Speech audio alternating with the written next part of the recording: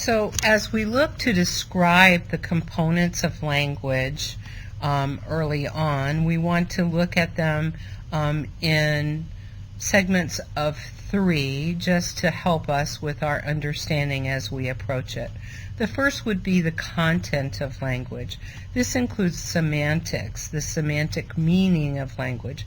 So vocabulary, not just noun labels, but actions and prepositions and how words relate to one another. So associative language, categorization language, the relationship in general between words and inferences and predictions, and all of those things come under the semantic category, which falls under content. And then we want to look at the form, and form is how we kind of package our content, package our message.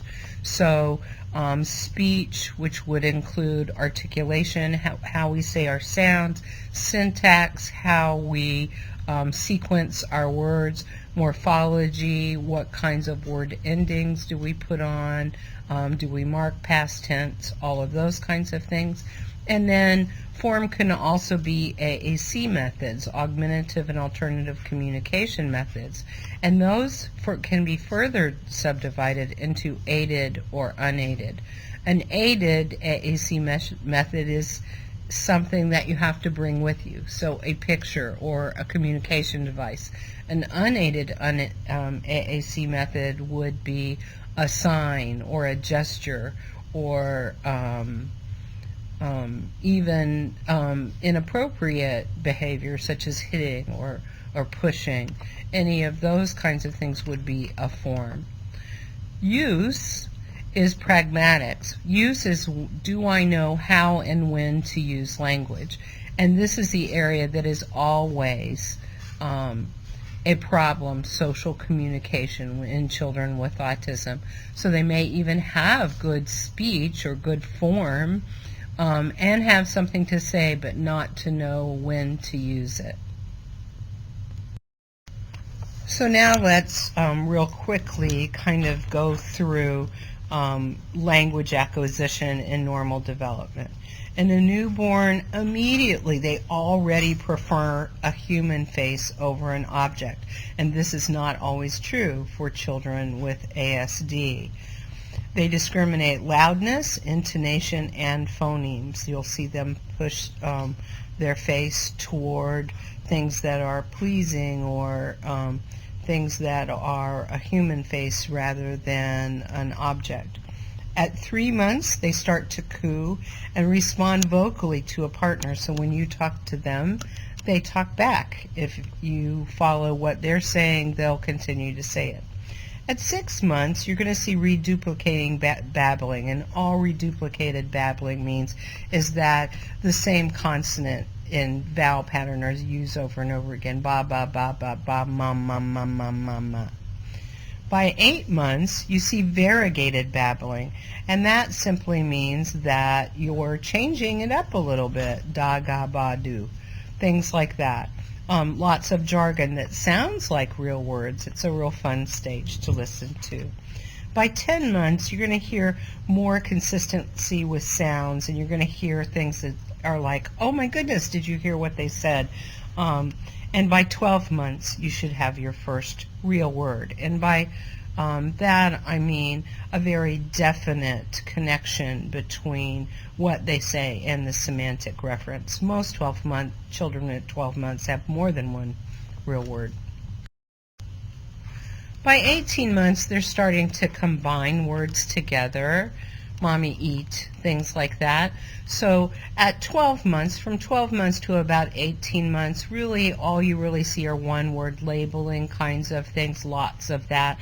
As they approach 2 years of age, they have many two-word utterances. In fact, their average would be 2 words. So they may even have some 3. So some 1, some 2, some 3. They're going to start adding some bound morphemes like simple plurals, balls, Cheetos, things like that.